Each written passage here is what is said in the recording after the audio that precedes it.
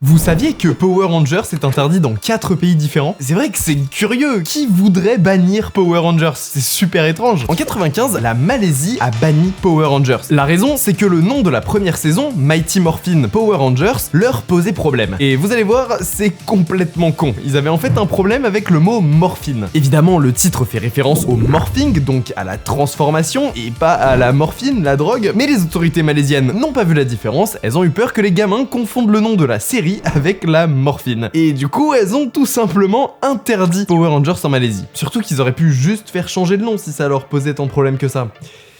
La Russie aussi a censuré Power Rangers. Cette fois, c'est le film de 2017 qui a été interdit aux moins de 18 ans pour cause d'homosexualité. Alors, il y a juste un seul personnage qui se questionne sur sa sexualité pendant le film, mais visiblement, ça a suffi au député russe Vitaly Milonov pour qualifier le film de fasciste. Rien que ça. Un fasciste de merde! Un autre pays qui a banni Power Rangers, c'est la Nouvelle-Zélande, qui a interdit sa diffusion en plein milieu de la deuxième saison parce que la série inciterait les enfants à résoudre leurs problèmes par la violence. Bon, passons sur la bêtise de cet argument pour rappeler le fait que Power Rangers est tourné en Nouvelle-Zélande. Et oui, toutes les saisons de Power Rangers sont tournées dans le pays depuis 2003, et pourtant la série a été interdite jusqu'en 2011. C'est un petit peu cocasse. La diffusion de Power Rangers a aussi été brièvement interdite en Norvège en 1994 suite à une affaire vraiment pas fun du tout, le meurtre d'une petite fille de 5 ans tuée par des enfants de 5 et 6 ans. Voilà, on commence la vidéo avec des bonnes vibes. Les enfants accusés du meurtre étaient fans de Power Rangers et les chaînes de télé ont donc arrêté pendant un temps la diffusion de la série. Bref, après toutes ces infos sur la censure de la série, on va maintenant rentrer dans l'histoire des Power Rangers. Qui les a créés? D'où vient leur succès? Je vais tout vous raconter. Voici l'histoire de la plus japonaise des séries américaines.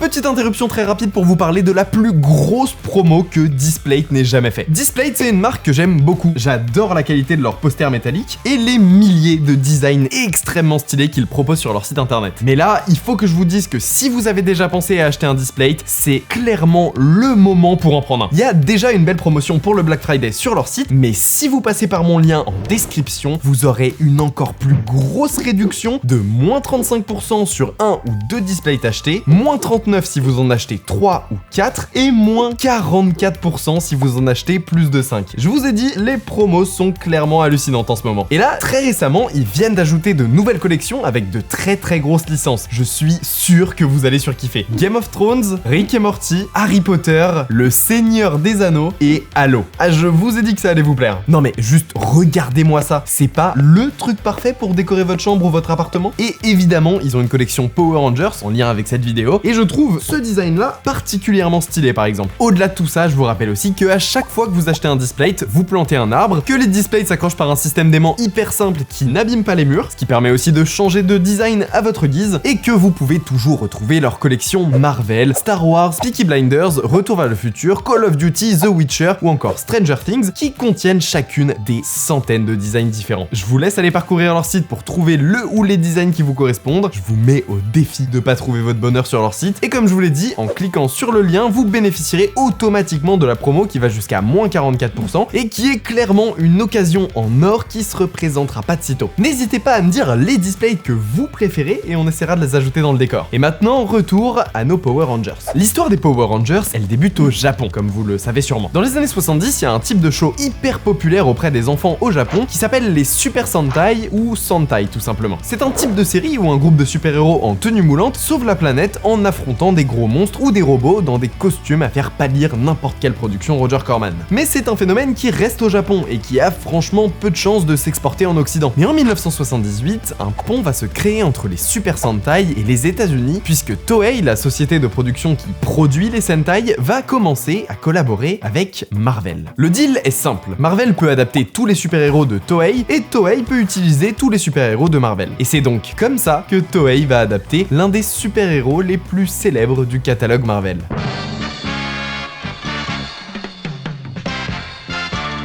L'adaptation télévisuelle de Spider-Man japonaise est donc née. Même si la série n'a pas grand chose à voir avec le comics original, elle aura quand même le mérite de grandement marquer l'histoire du Sentai en incluant un robot géant. Oui, je vous ai dit que ça avait pas grand chose à voir avec le comic Spider-Man. Ce robot va générer énormément de ventes de jouets. Ce jouet va devenir tellement populaire qu'il sera même vendu aux États-Unis, mais surtout, à partir de ce moment-là, les mechas apparaîtront dans quasiment toutes les séries de la Toei et deviendront un élément incontournable du Super Sentai. Toei poursuit sa collaboration avec Marvel en produisant Battle Fever G, une autre série de Super Sentai. Et le succès de toutes ces séries va faire de l'œil à Stan Lee, qui se dit qu'en fait, ce serait pas mal d'importer les Sentai aux États-Unis. Il y a un truc qu'il faut savoir, c'est qu'à cette époque, aux États-Unis, les enfants étaient majoritairement habitués à des dessins animés tout mignons, tout joyeux et tout colorés. Et les Super Sentai, c'était des gars en combinaison chelou qui se battaient avec des monstres dans des costumes pas ouf sur des terrains vagues. Mais bon, Stan Lee voyait quand même du potentiel là-dedans, et il voulait tenter sa chance. Il est donc allé voir sa boss, Margaret Letch, qui était présidente directrice générale de Marvel à cette époque-là. Et il a essayé de la convaincre. Margaret Letch est une femme de l'ombre qui est assez importante dans l'histoire de la télévision américaine de cette époque-là. Et c'est un personnage central dans la création des Power Rangers. Elle a beaucoup travaillé dans la programmation de shows télévisés pour enfants avant de partir chez Marvel dans les années 80. Et bref, un jour, Stan Lee rentre dans son bureau avec l'idée d'adapter ces étranges séries japonaises aux États-Unis. So Stan walked into my office one day with a 3/4-inch video cassette. And he says, "Maggie,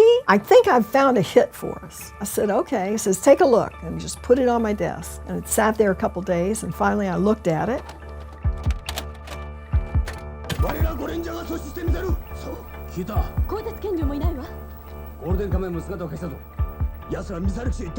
And I walked down to his office. I said, "Stan, you know that cassette you gave me, it was all in Japanese." He said, "I know, but wasn't it funny?" I said, "Well, as a matter of fact, it was." Elle l'adore. Elle n'a rien compris parce que c'était en japonais, mais elle a adoré. D'ailleurs, elle croit tellement en l'idée de Stan Lee qu'elle lui propose un budget de $25 000 pour qu'il produise une bande-annonce à partir des images du Sentai japonais en redoublant toutes les voix en anglais. C'est un deal parfait pour Stan Lee qui se met immédiatement au travail. Le trailer doublé en anglais est terminé et c'est enfin le moment tant attendu de présenter le projet aux chaînes de télé américaines. Margaret se charge de proposer le pilote aux chaînes de télé, mais elle va rapidement faire face à un mur. I pitched it to all the networks, and one network executive pulled me aside and said, "Margaret, I can't believe you're pitching this to us. You, who've done Emmy award-winning programs like The Smurfs and Muppet Babies, how could you show me this crap?" I'm like, she said, "It's terrible, it's cheesy, it's violent, it's outrageous." I said, "Really?" Because I think it's benign and I think every kid wants to be a superhero. En fait, les Super Sentai aux États-Unis, c'est peut-être pas pour tout de suite. L'idée de Stan Lee et de Margaret Letch va être abandonnée dans un tiroir pendant encore quelques années. Il va encore falloir un petit moment avant que quelqu'un ne remette l'idée d'adapter les Super Sentai sur la table. Mais ce quelqu'un va bien finir par pointer le bout de son nez et il s'appelle Raïm Saban.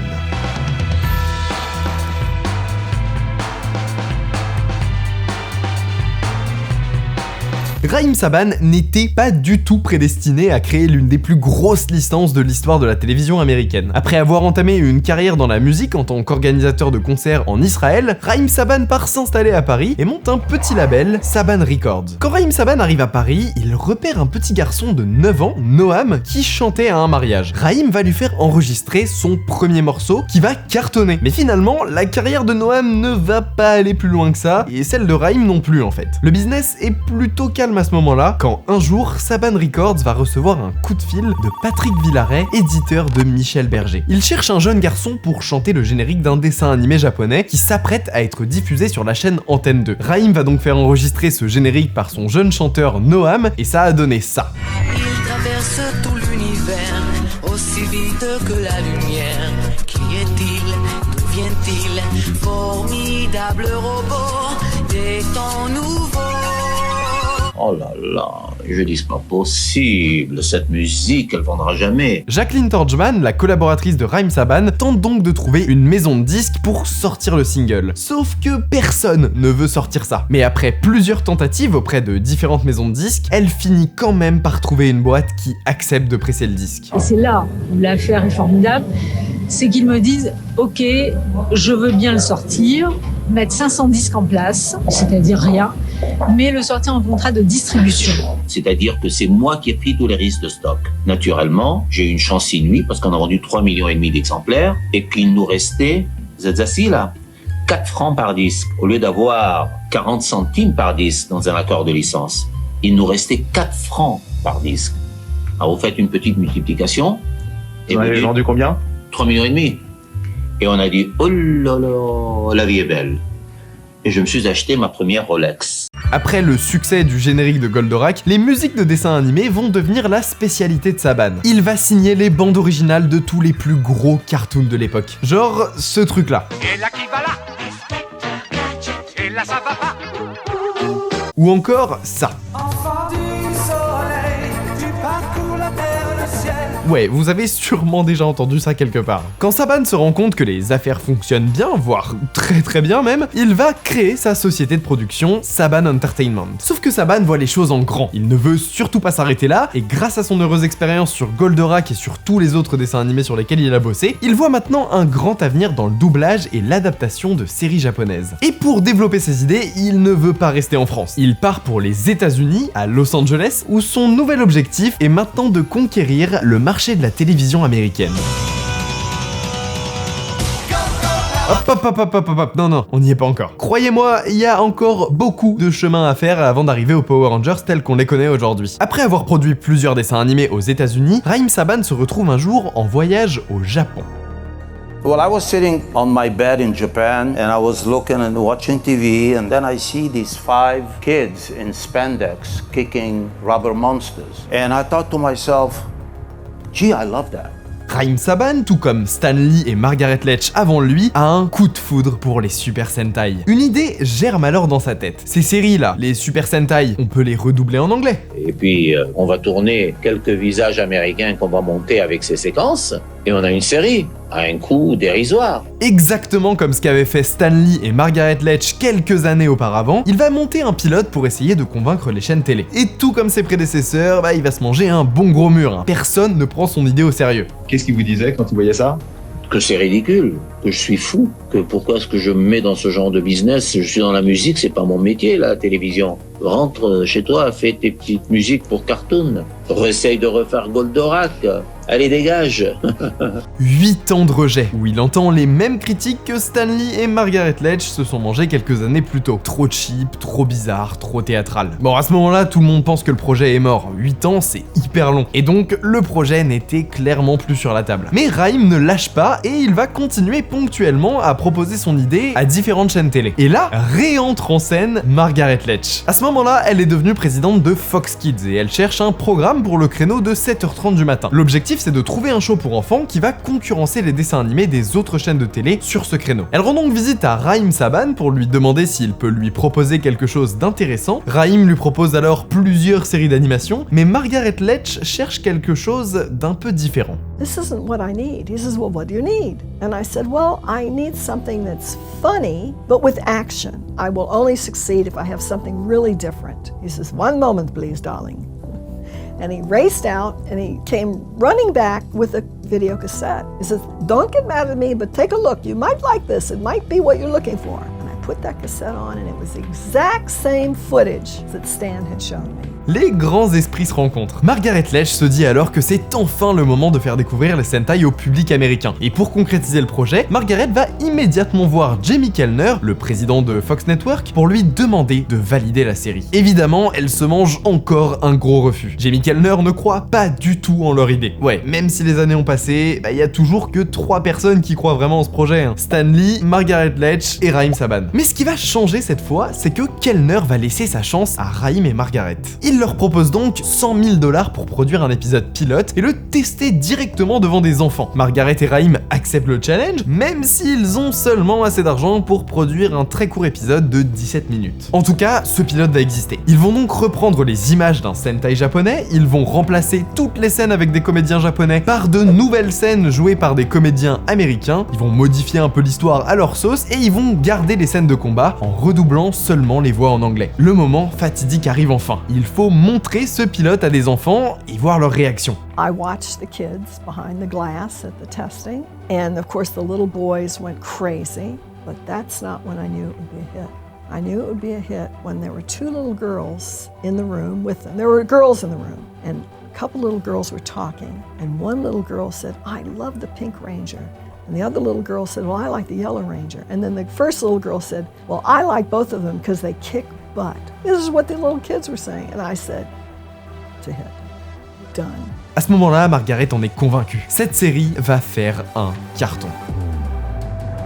Mais il y a un autre acteur majeur dans cette histoire que j'ai pas encore évoqué, un gros partenaire qui a travaillé pendant plusieurs années avec Saban Entertainment. Je parle bien sûr du fabricant de jouets Bandai. Bandai, c'est la marque qui a popularisé le gâchapon à partir de 1977 et qui a aussi créé le Tamagotchi. Mais ce qui va nous intéresser aujourd'hui, c'est que Bandai produit depuis les années 70 des jouets tirés de l'univers des Super Sentai. Leurs jouets ont cartonné pendant des années, mais au cours des années 80, les ventes ont commencé à diminuer. Bandai devait absolument remédier à ce problème et se développer à l'international. C'est pour cette raison qu'ils ont développé leur filiale américaine, Bandai America. Bandai se met donc à commercialiser à partir de 1982 les mêmes produits que Bandai Japon, à savoir la gamme de jouets Godaikin, des robots présents dans des séries Super Sentai. Et évidemment, les ventes sont très mauvaises. Bah ouais, les enfants américains ne connaissent pas les Super Sentai. La raison pour laquelle ces jouets avaient fonctionné au Japon, c'est parce que les gamins avaient vu les mêmes robots et les mêmes personnages à la télé. Mais vous allez voir que Bandai va bien réussir à commercialiser ces jouets à un moment. Et pour ça, il faut qu'on fasse un petit retour en 1992, là où Raïm Saban s'apprêtait à signer avec Margaret Letch et Fox Kids pour leur vendre sa série. Je vous l'ai dit, après la création du pilote, Letch est convaincu que la série va faire un carton. Et Fox programme donc le show pour 40 épisodes qui s'appelle à ce moment-là The Ranger, soit le nom original du Super Sentai japonais qu'ils allaient adapter pour le public américain. Et pour concrétiser la diffusion de sa série, Raïm Saban a l'idée de produire de nouveaux jouets en partenariat avec Bandai America. Sauf que le nom The Ranger pour le public américain, bah c'est pas très vendeur. Bandai trouve donc un meilleur titre, celui qu'on connaît tous, Power Rangers. Et pour ajouter à l'idée que les jouets se transforment, et aussi un peu pour concurrencer Transformers, ils ajoutent le mot morphing, le mot qui a pas plu à la Malaisie du coup. Et enfin, pour que le nom soit bien complet et cohérent, et aussi pour copier un peu la sonorité du nom Teenage Mutant Ninja Turtle, le nom original des Tortues Ninja, ils ajoutent le mot Mighty au début, ce qui donne Mighty Morphin Power Rangers. Mighty Morphin Power Rangers, Teenage Mutant Ninja Turtle, même nombre de syllabes, tout ça. Super, le nom est trouvé. La série est tournée, enfin, les passages avec les acteurs américains sont tournés. La diffusion du premier épisode s'approche à grands pas, et le 28 août 1993, à 7h30 du matin, les enfants américains découvrent pour la première fois les Power Rangers. Et ça marche pas très bien. Non, je rigole, c'est un carton total. Le 28 août, cet épisode enregistre les plus grands scores d'audience de la journée. Très rapidement, partout dans le pays, les gamins deviennent tous fans de la série. Et surtout, les jouets se vendent à une vitesse hallucinante. Power Rangers devient rapidement LA gamme de jouets la plus iconique des années 90. Le show fonctionne tellement bien à la télé que Fox rallonge la série de 20 épisodes. Pour ça, Raïm Saban doit même aller voir Toei directement pour leur demander de tourner plus de scènes d'action. Bref, ce succès est démesuré et tout le monde se fait beaucoup d'argent. Ce programme, vous l'aviez pas vendu très cher, j'imagine, puisque personne n'en voulait à cette époque-là. Ah non, je l'ai pas vendu très cher, mais je l'ai vendu pour un an.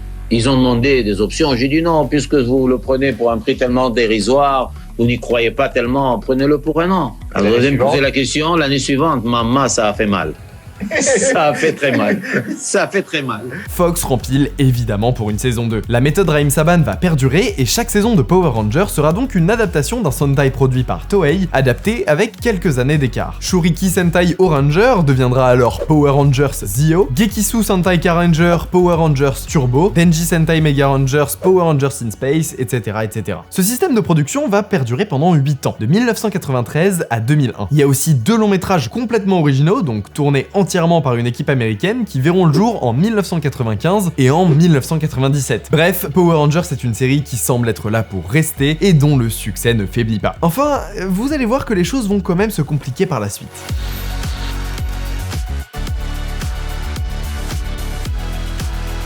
En fait, au cours des 8 ans de diffusion, les audiences vont commencer à diminuer. On arrive donc en 2001, la 10e saison des Power Rangers, la Wild Force est en préparation, mais Saban Entertainment et Bandai America ont un peu besoin d'aide. Power Rangers est devenu une licence bien trop grande et compliquée à gérer. Raïm Saban prend donc une décision radicale, il vend tout à Disney. Pardon, excusez-moi, je suis obligé de fermer.